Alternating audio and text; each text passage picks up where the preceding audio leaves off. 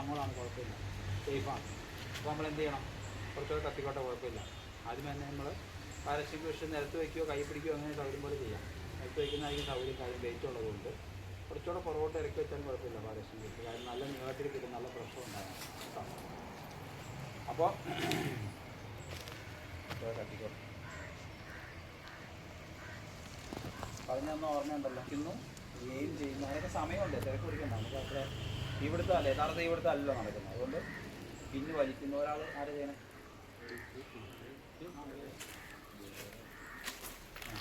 പിന്ന് വലിക്കുന്നു, aim എടുക്കും, ഹോസ് എടുക്കുന്നു, aim ചെയ്യുന്നു, കാത്തി.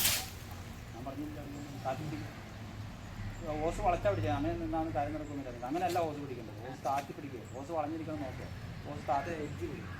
അല്ലല്ല, ഹോസിൻ്റെ പൊസിഷൻ ഹോസ് ഇങ്ങനെ മുകളിലേക്കല്ലേ, ഇങ്ങനെ സ്ട്രൈറ്റ് ആയിട്ട് ഹോസ് പിടിക്കുന്നു, ഞെക്കുന്നു, വീശുന്നു. ഞെക്കുക, വീശുക. ഇപ്പോഴാണ് ശരിയായത്. ഓക്കെ, ഇത്ര ഉള്ള കാര്യം.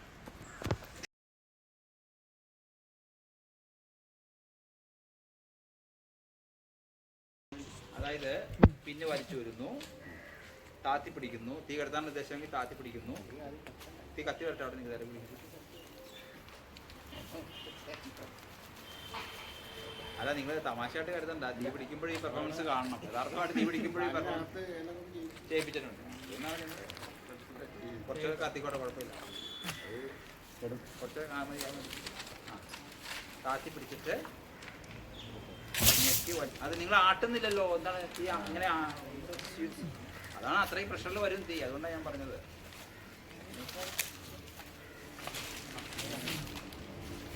തീ കെടുത്തണമെങ്കിൽ ഉദ്ദേശം നിങ്ങൾ തീ താത്തി പിടിച്ചിട്ട് അതിന് ചെറുതായിട്ട് ലൈറ്റായിട്ടൊന്ന് ലൈറ്റായിട്ടൊന്ന്